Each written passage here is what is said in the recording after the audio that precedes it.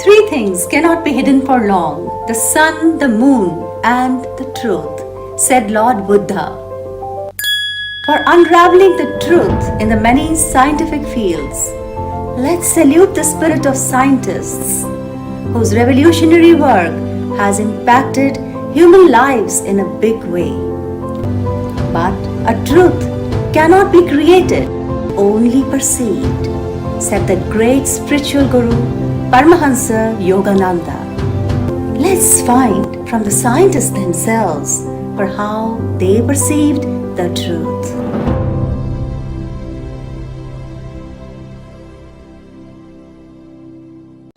Dr. Ananda Sinha is a theoretical physicist working as a faculty member at the Center for High Energy Physics, Indian Institute of Science, Bangalore. Recognized internationally for his work on quantum field theory, Dr. Sinha won the 2016 ICTP Prize. He is also a recipient of the Shanti Swarup Bhatnagar Prize, Ramanujan Fellowship, and Swaran Jayanti Fellowship. He is using the tools of superstring theory to understand the workings of nature. Welcome, Dr. Sinha. The significant achievements that you have made in your field, they have come to you in certain moments. I want you to recall those moments.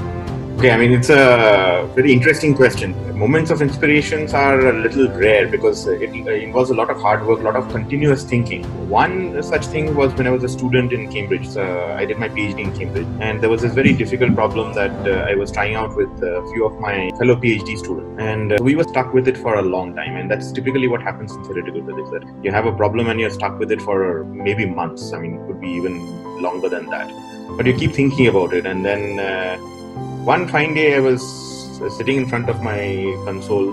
Suddenly there was this spark in my head that I managed to use some ideas in this area of mathematics called complex analysis, and I thought that if I use those techniques in the problem that I was studying, then we would be able to make progress. I immediately ran to my friend, my PhD student who I was collaborating with. He immediately said, yeah, this may work. And because he was an expert in complex analysis, he took a few hours and he immediately put it together. Later on, of course, when I did my postdoc, on one occasion where I was collaborating with my postdoc mentor, Rob Myers, again, it was a similar thing that we had made a lot of observations, but then we were discussing ideas, we were chit-chatting, and that's what happens in theoretical physics, that you discuss ideas, you have a bouncing wall, you throw ideas and then maybe they bounce back at you, and then somehow there's some reinforcement that goes on. But do you think that there was a divine grace? Maybe without that you couldn't have got to those inspirations, although your hard work, perseverance, your determination to do things, and your teamwork and just everything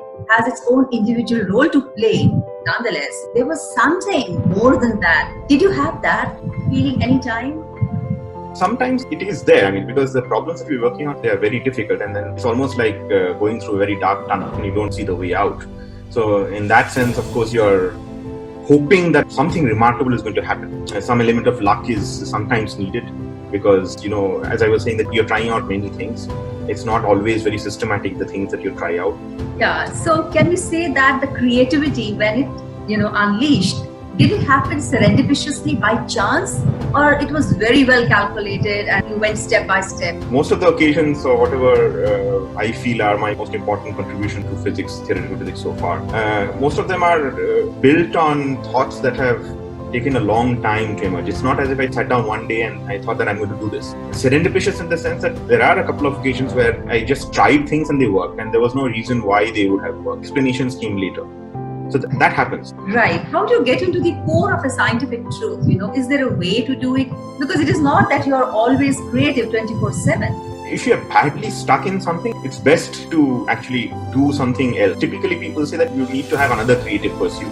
So maybe you listen to music or play music or play something else or play a sport. That actually does help. If I'm stuck for a very long time, I deliberately shut myself out and do something else completely different. Yes, it means that you have to actually relax your mind. Yes, absolutely. Put yourself into some other creative activity, and it takes you away from your current, whatever thought processes are. So in this light, I would like to know if you believe in meditation techniques that are there which actually help in relaxation of the mind.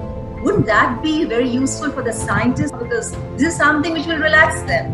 and it will help to expand their consciousness later into the work that they are actually looking at deeply. Yes, I believe if it is done correctly, it will definitely be of use because a lot of scientists, especially in context of present days, they are impatient. They want to get to their destination as quickly as possible. I think it is definitely true that we need to learn how to relax our mind better. I do believe that meditation would help in scientific pursuits as well. My next question is that when the creativity moment unleashes, do you feel, any kind of a physiological manifestation? Like some people say they had a sudden spurt of energy in the brain or in the spine. It does happen a couple of times. Yeah, you do feel something. Your brain does tell you that this is the right thing. Sometimes you just have this intuition that this is the right thing. Exactly. I was coming to that.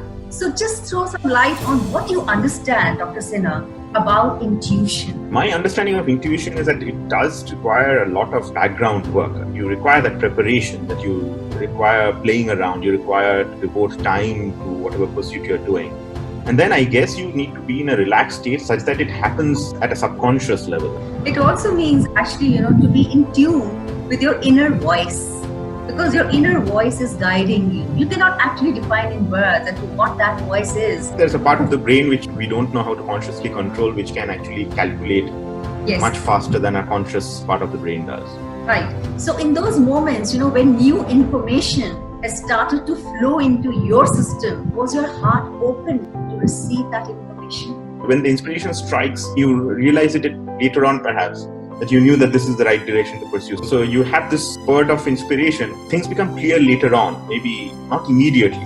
And then somehow you build on that later on. Right. Can you give an example from your scientific work to show that yes, it did happen, there was an intuition and you received the information, though it is not very clear as to how to explain that how you followed your inner voice and yes, everything was right. Closest that I can think of is I was visiting the Galileo Galilei Institute. This was in Florence in Italy. And then I needed to reach somewhere. So there was a calculation that I was trying. It was trying to calculate what is called the critical point of water. It's a very tough problem. It has been unsolved for a very long time. And we were doing it in a different way. And I knew that there were some extra ingredients in the calculation. It's not very difficult to put in those ingredients, but nobody had done it. None of us was on the collaboration. They hadn't pursued it. I had this hunch that if you put in these extra ingredients, it will work. And it did at that point of time. Did you feel that you were actually raising your awareness to a level of frequency where you could attract the truth which is already there?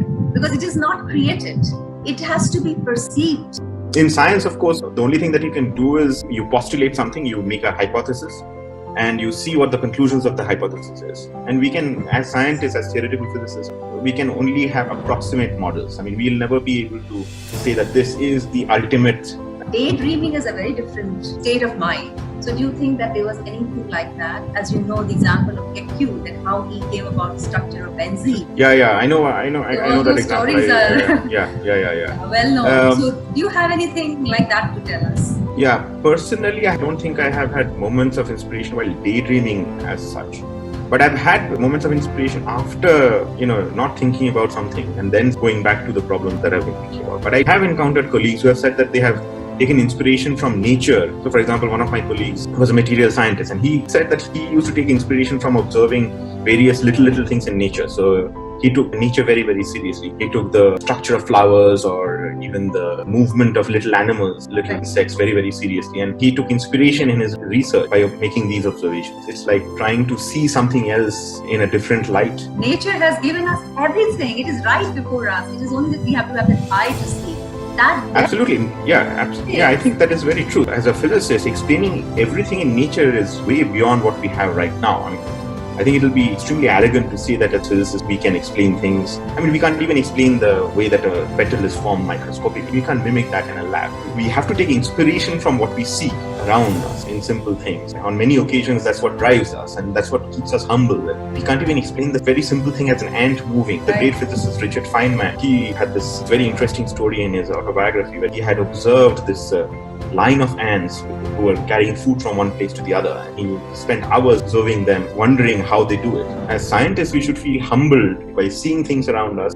So I just like to sum up and say that it is basically attuning ourselves to the subtle vibrations of the infinite consciousness, which is all around us. And as you rightly said, nature is abundant with those truths, right? That's beautifully put, yes. Once we're able to do that, I think we get those moments of truth. the divine reality manifests. That's true. Paramahansa Yogananda said, "Thoughts are universally and not individually rooted. A truth cannot be created but only perceived. The erroneous thoughts of man result from imperfections in his discernment." He said further, "The goal of yoga science is to calm the mind, that without distortion it may mirror the divine vision in the universe."